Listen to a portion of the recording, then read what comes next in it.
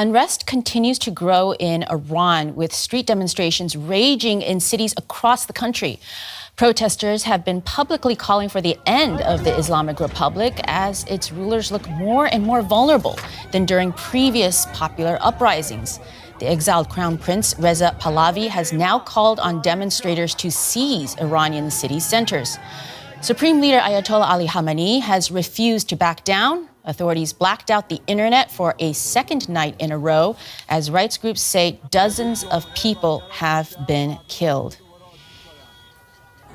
Joining us now is political analyst Cornelius Adebahr. He is an associate fellow with the German Council on Foreign Relations. Cornelius, we have yet seen another night, good morning, of protests in Iran. It seems as if people are turning out despite the internet shutdown. What do you make of this? Well, I think the internet shutdown is a sign of how serious these protests are for the regime.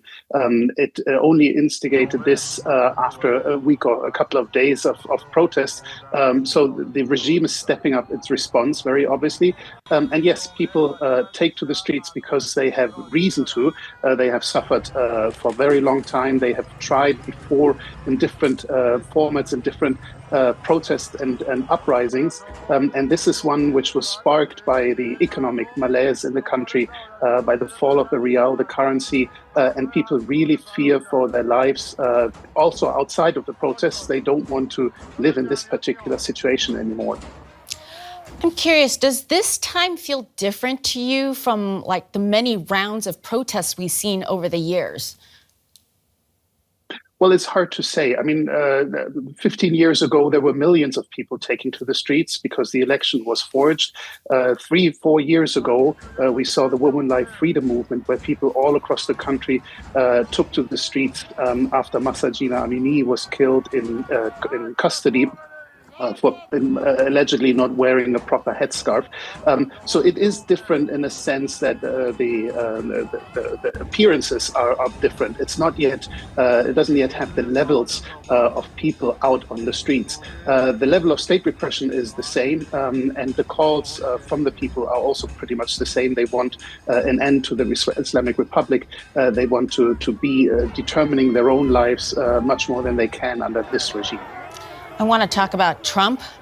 Trump has repeated his threat against the Iranian regime that he will intervene if many protesters are killed. Should we be taking him seriously? I think we better take seriously what the U.S. president says. The question is, how much does it help the people on the ground? It's very much a double-edged sword. The supreme leader has now accused the protesters of appeasing Trump by taking to the streets. So it is internally, it doesn't necessarily help them. Much less would it probably help them if there was military force used by the United States, and in what way is the question. So the Venezuela scenario definitely weighs on people's minds, but it doesn't help the people who are risking their lives when they demonstrate now, when they protest now. Since I'm sitting in Berlin, I want to talk about the EU. After days of silence, the EU has put out a statement condemning the violence. Does what the EU say make any difference? Well, public attention always makes a difference to those inside the country. And yes, even despite the blackout, people will know that people outside in the world take notice that they support people inside Iran. But it is also a fact that the EU has lost leverage over the past years. And the way that the EU has become more or less disinterested in the situation on the ground, in how civil society is working, is something which is a long-term factor. Countries like Germany, like European countries, should be supporting Iranian civil society in the long term, and not just any time when there is a flare-up in protests or in a revolt. Cornelius Adebahr of the German Council on Foreign Relations, thank you very much. Thank you.